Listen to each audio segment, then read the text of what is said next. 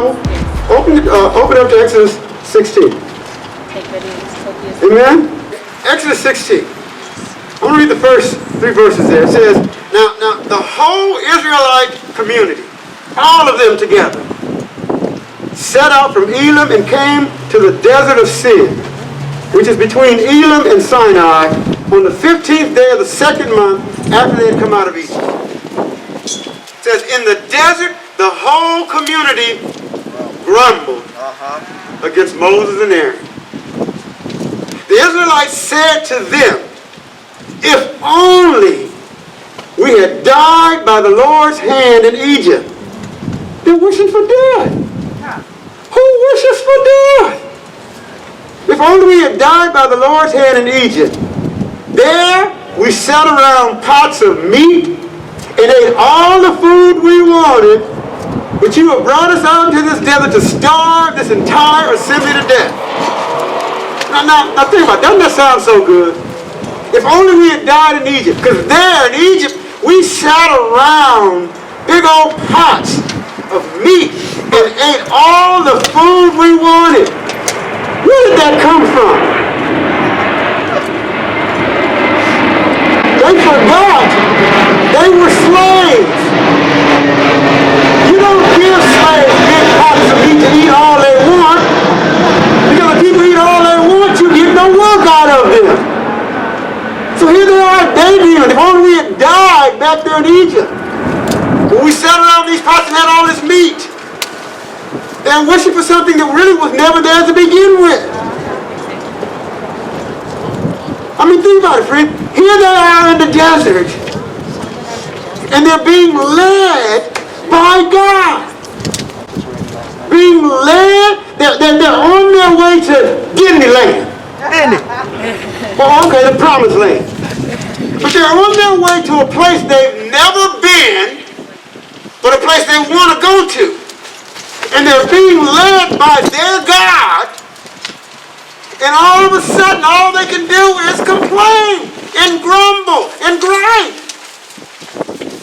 On their way to the promised land, and they're complaining about the conditions. You ever have anybody like that? You know anybody like that? Huh? You don't know anybody like that, right? Here you are, you buy them something to eat. And they complain. I mean, it's your money. You bought them, you took them to wherever it is, Burger King or Hamburger Hamlet or you know where you go eat. And you buy the meal for them. You just invite them out and you buy the meal for them. And all of a sudden, it's because you didn't get the supersize, they upset.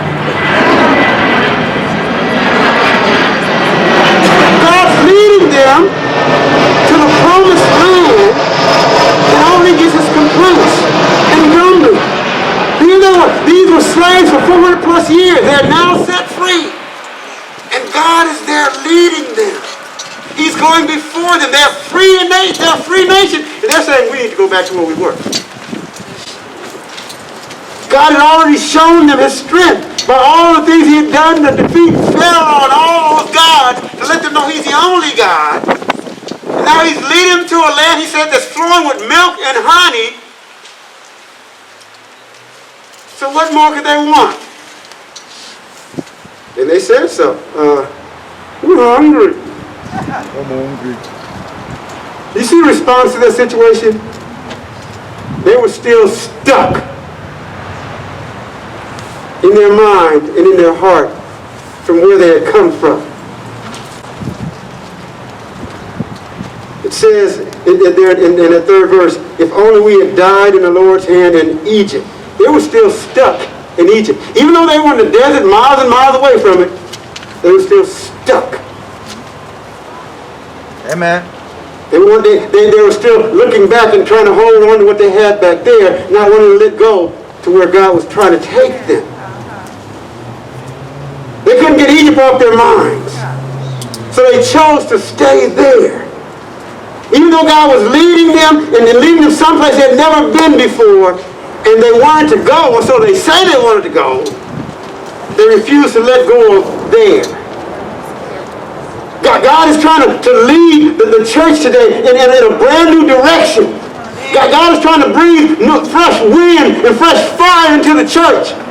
God is trying to say the church has kind of been dormant so long. It needs that fresh spirit in there, and then he's trying to lead it somewhere, and then the church is saying, I want to go, but I'm not really sure where we're going, and we want to stay stuck where we are. And so we grumble. Well, I don't know why we got to do that. Well, I don't know why we have to look at that. We grumble. Why are we grumbling when it's God leading and the church belongs to him anyway? Amen. That's the nemesis. Being grateful. Ingratitude. If God is in charge, then it doesn't matter what's going on. We're grateful that God is leading. Amen. And we need to let go of what we had to get to where we're going. That's right.